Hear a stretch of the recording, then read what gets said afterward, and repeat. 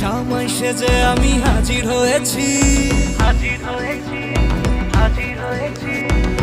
উপহার কি কি পাবো লিস্টি করেছি। জামাই সেজে আমি হাজির হয়েছি, উপহার কি কি পাবো লিস্টি করেছি। জমিয়ে খাবো আমি ইলিশ মাংস কই, খাবো আমি ছেটে কুটে মিষ্টি সাথে দই। ওরা না বেশি সবাই